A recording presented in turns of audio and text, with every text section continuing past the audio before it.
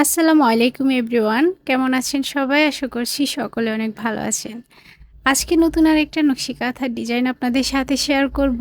এখানে আমি নিয়েছি 2 গজ কাপড় আর এটা ছিল 2 পার্টের একটা বেবি নকশি কাঁথা। প্রথমে 5 ইঞ্চি পরিমাপের বক্স করে নিচ্ছি সম্পূর্ণ নকশি কাঁথার মধ্যে। প্রত্যেকটা বক্স যাতে সমান মাপের হয় সেজন্য আগে থেকে আমি 5 ইঞ্চি পরিমাপ ডিস্টেন্স রেখে রেখে মার্ক করে রেখেছিলাম আর সেই মার্ক অনুযায়ী আমি বক্সগুলো করে নিয়েছি। তারপর একটা সাইড থেকে শুরু করেছি, একদমই সাইডের বক্সটাতে একদম মাঝ বরাবর করে স্কেল দিয়ে 3টা লাইন করে নিয়েছি।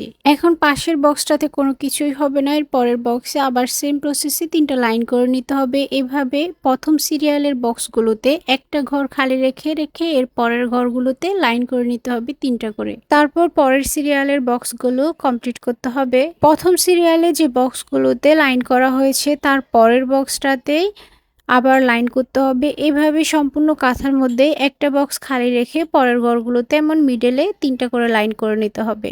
এই যে দেখতে পাচ্ছেন আমি সম্পূর্ণ নকশি কাঁথার মধ্যে এমন লাইনগুলো করেছি।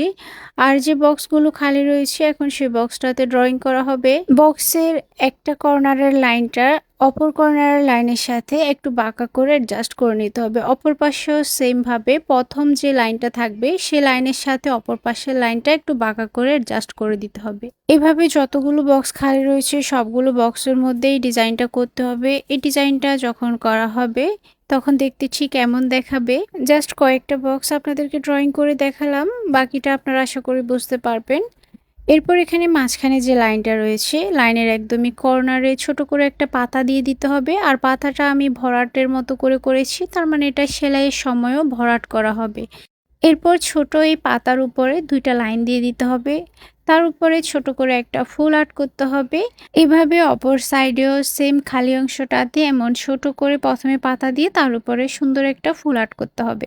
আপনাদের বোঝার সুবিধার্থে আরও কয়েকটা ফুল আমি ড্রয়িং করে দেখাচ্ছি। ডিজাইনটা দেখতে অনেকটাই গর্জিয়াস আর কঠিন মনে হলেও স্টেপ বাই স্টেপ সম্পূর্ণ ভিডিওটা যদি আপনারা ফলো করেন তাহলে নিজেরাও কিন্তু এই ডিজাইনটা করতে পারবেন। এই ডিজাইনের মধ্যে বড় নকশি কাঁথা করলেও খুব সুন্দর দেখাবে, এটা সেলাইয়ের পর আরও গর্জিয়াস দেখাবে। যারা এই ডিজাইনের মধ্যে আর্ট অথবা সেলাই করা বড় নকশি কাঁথা অর্ডার করতে চাচ্ছেন আমাদের পেজে ডিটেলসটা জানিয়ে অর্ডার করতে পারেন। আর যারা ইউটিউব চ্যানেল থেকে আমাদের ভিডিও দেখেন চাইলে আমাদের হোয়াটসঅ্যাপ নাম্বারে যোগাযোগ করেও অর্ডার করতে পারবেন। এই ডিজাইনের সেলাই ভিডিও যাদের লাগবে কমেন্ট করে জানাবেন, চেষ্টা করব আপনাদের জন্য সেলাইয়ের একটা টিউটোরিয়াল ভিডিও করার। সবুজ কালারের মধ্যে মাল্টি কালার সুতা ইউজ করে সেলাই করলে দেখতে সুন্দর দেখাবে, তাই ভাবছি এই নকশি কাঁথাটা মাল্টি কালার সুতা দিয়ে করব।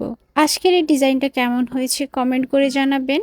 আর প্রত্যেকদিন এমন নকশি কাঁথার ভিডিও দেখতে আমাদের পেজটা ফলো করে রাখবেন। ডিজাইনটা করা প্রায় কমপ্লিট হয়ে এসেছে, এখন আপনাদেরকে সম্পূর্ণ নকশি কাঁথার ডিজাইনটাই দেখিয়ে দিচ্ছি।